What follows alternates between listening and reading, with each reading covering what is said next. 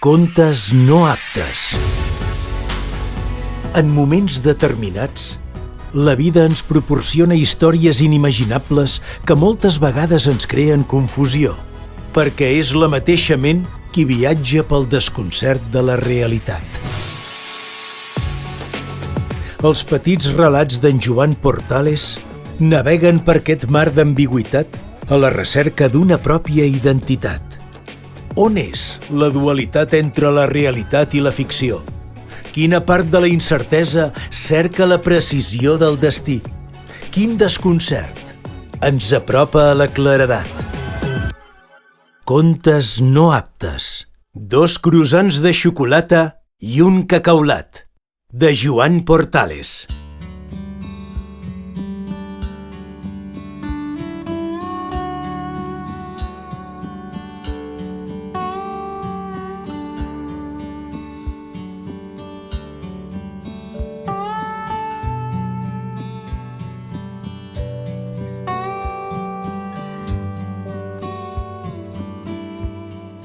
L'Elsa Puigvert se somrigué en atrapar-se dubtant entre comprar sal gruixuda, marina o iodada. No n'hi ha baixa en sal? Se li acudí. A la merda, es respongué, i tot seguit em diposità un paquet de marina al carret. Tan sols els seus íntims sabien que era baronessa, no li agradava ostentar. Vorejant la 60, llarga, ossuda, de perfil cavallí i cavallera gimpera, es considerava espartana i vestia amb senzillesa, sempre gris o beix, vestits de punt per diari o bé de jaqueta per mudar. Fidel a Armani, complementava amb bosses de pell de camell els beixos o bé de foca els grisos. L'Elsa no era l'única clienta distingida del supermercat. No gaire lluny d'ella hi comprava la Tita Colldeforns, l'esposa del propietari de Patrimoni al Catalònia i directiu del Barça, en Bartomeu Socarrats. A la Tita Colldeforns, sobretot quan s'acostava Nadal, les amistats li deien que s'assemblava a la iaia de la Grossa, la qual cosa la irritava una mica, atès que ella creia que més aviat tenia una retirada a la Marilyn Monroe. Entradeta en cel·lulitis i també en la 60, barrejava Levis i Loewe amb absoluta normalitat, sempre amb un toc lleopard i fidelitat als buitons. La Tita introduí 7 paquets de quinoa al carret, tot escenificant el que li diria a la cuinera en arribar. «Tingui, la dietista m'ha dit que he de deixar entrar la quinoa en la meva vida. I per què en necessitem 7 paquets?» contestaria la cuinera. «Per si m'agrada i em va bé, i si no, els dona als pobres», replicaria ella magnànimament. La projecció de la pel·lícula mental es veia interrompuda per una imprevista alegria quan, en encaminar-se cap a la zona de caixes, veié l'Elsa Puigvert que pretenia passar pel seu costat, fent veure que no la veia. No li ho permetria. «Elsa!», exclamà. «Què tal? Quant temps!» Seguia amb un somriure sarcàstic. «Oh, hola, Tita! I tant!», contestà l'Elsa amb moderada educació i ganes d'escapolir-se com més aviat millor. «Molt bé, gràcies. I vosaltres?» afegí, pensant que no tenia el menor interès a saber-ho. «Ja t'ho explicaré», contestà la Tita. «Qualsevol diria que no vivim al mateix Pedralbes ambdues, eh? Hem de quedar un dia». «Sí, ho hem de fer», contestà l'Elsa escenificant el mal trago. I potser, preveient que el dia no arribaria gaire aviat, la Tita passà a explicar-li com estava ella, sobretot. Fins que passats 3 minuts de ganxo, de sobte, la Tita interrompé el monòleg per tal de fer-li notar a l'Elsa que hi havia un nen d'uns 10 anys plorant en un racó de la secció de congelats molt a la vora seu. «Ai, pobrissó, què li deu passar?», digué la Tita, preocupada.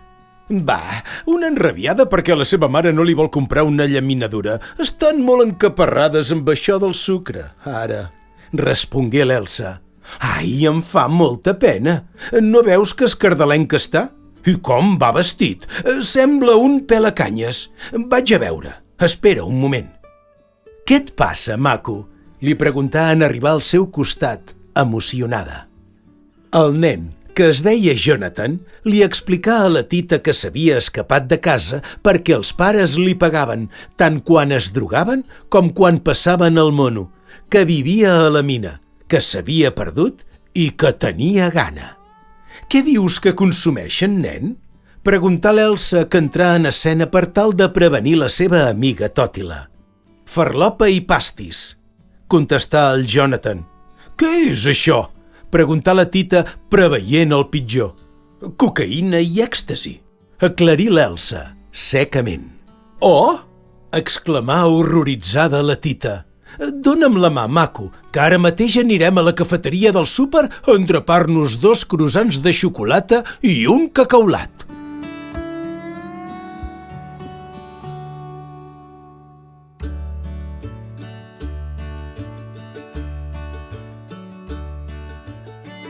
Passats 5 minuts, l'impensat trio seia en una taula de la cafeteria. El nen es drogava amb sucre, la Tita no li treia els ulls de sobre i l'Elsa estava dels nervis. «Porta-la als Mossos», conclogué finalment l'Elsa. «Et fotràs en un merder». «No, espera, pregà la Tita mentre contemplava com endrapava el nen, extasiada. «He d'anar al lavabo. M'acompanyes?», replicà l'Elsa mentrestant s'alçava de la cadira. «Sí, jo també», contestà la Tita, interpretant correctament que l'Elsa no havia fet una pregunta, sinó que havia donat un ordre. «Oi que t'esperaràs un moment, Jonathan, rei? Que no ens prenguin la taula», pregà el nen la Tita, mentrestant s'afanyava a seguir l'Elsa. «Sí, mami», contestà el nen, amb els ulls il·luminats. «Tita, què pretens?», exclamà l'Elsa, emprenyada, davant dels miralls dels rentamans.